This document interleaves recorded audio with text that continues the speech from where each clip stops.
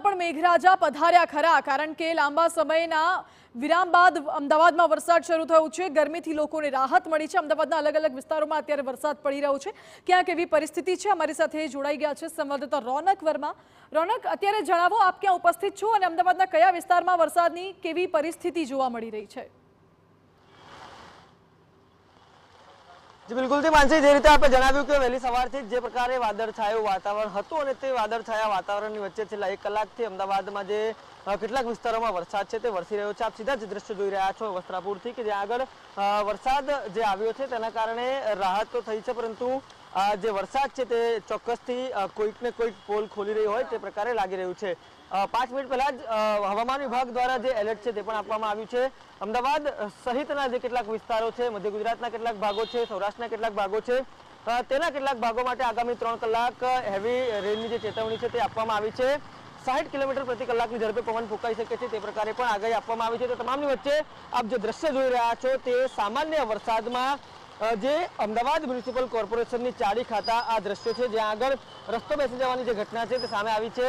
વસ્ત્રાપુરમાં જે એક ખાનગી મોલ આવેલો છે, ખાનગી મોલ પાસે જ આ જે રસ્તો છે બેસી જવાની ઘટના સામે આવી છે, જેમાં કેટલાક ખાનગી વાહનો જે અહીંયાથી પસાર થઈ રહ્યા હતા તે ભરાયા પણ હતા। ત્યારે અહીંયા હાજર કેટલાક લોકોએ તે વાહનોને કાઢ્યા હતા। સીધા તેમની સાથે પણ વાત કરવાનો પ્રયાસ કરીશું। કઈ રીતે તેમણે જે અત્યારે વરસાદ ચાલી રહ્યો છે અને વરસાદમાં પણ આ જે વરસાદ છે તે મુશ્કેલી સાબિત થઈ રહ્યો છે, શું કહેશો ભાઈ? અહીંયા રસ્તો બેસી ગયો, હમણાં જ બેસ્યો કે કેવી રીતે બેઠો? એ અત્યારે વરસાદ આવ્યો ને ત્યારે બેસ્યું છે। પહેલા અહીંયા કામ ચાલુ હતું મ્યુનિસિપાલિટીનો, એના પછી જો કામ પત્યા પછી રોડ નાખવામાં આવ્યો, એના પછી આ રોડ બેઠ્યો। વાહનો ફસાયા હતા અહીંયા કોઈ? આ ઇકોને 2-3 વાહનો ફસાયા અહીંયા, અમે બધા જ માણસો મળીને આ નીકાળ્યા।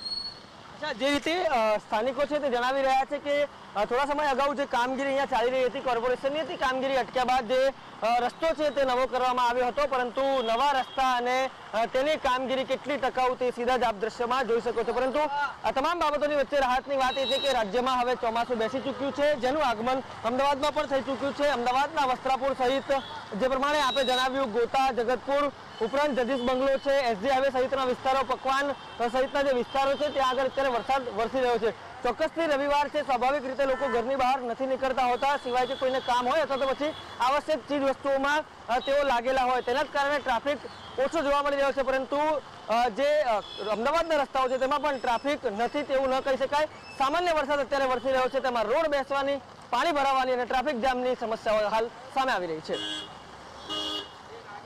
જી રોનક, બિલકુલ। અને હવામાન વિભાગ દ્વારા આગામી સમયમાં વરસાદને લઈને શું આગાહી કરવામાં આવી છે?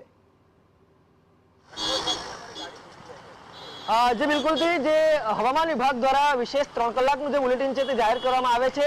5 મિનિટ પહેલા જે બુલેટિન છે તે જાહેર કરવામાં આવ્યું છે, જેમાં અમદાવાદના કેટલાક વિસ્તારો ઉપરાંત જે સૌરાષ્ટ્રના કેટલાક વિસ્તારો કહી શકાય તેના માટે પણ આગાહી કરવામાં આવી છે। વિશેષ અમદાવાદ સહિત જે આણંદ છે તેના માટે પણ આગાહી કરવામાં આવી છે, ગાંધીનગર છે તેના માટે આગાહી કરવામાં આવી છે। આ ઉપરાંત અનેક જે વિસ્તારો છે જ્યાં પાછલા કેટલાય દિવસથી જે વરસાદ છે તે વરસી રહ્યો છે, તમામ જગ્યા ઉપર જે વરસાદની આગાહી છે તે કરવામાં આવી છે। ઉપરાંત દક્ષિણ ગુજરાતના કેટલાક ભાગો હોય, જેમાં ડાંગ, તાપી, નવસારી, વલસાડ, દમણ, દાદરાનગર હવેલી, દ્વારકા, સુરેન્દ્રનગર, રાજકોટ સહિતના જે વિસ્તારો છે તેમાં પણ જે હવામાન વિભાગ દ્વારા આગાહી છે તે કરવામાં આવી રહી છે। મહત્વની વાત એ છે કે જે 3 કલાક માટે આગાહી કરવામાં આવી છે તેમાં અમદાવાદ સહિત અનેક જે મેટ્રો સિટીઝ છે તેનો પણ સમાવેશ થાય છે।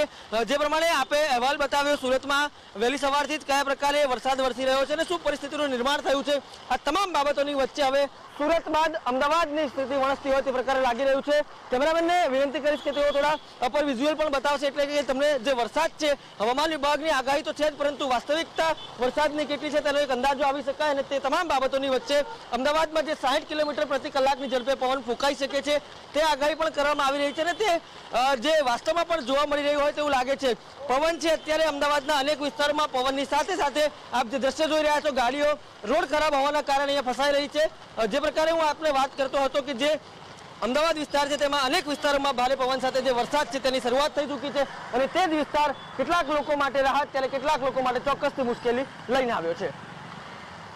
જી રોનક, બિલકુલ આભાર આપનો। એટલે અમદાવાદ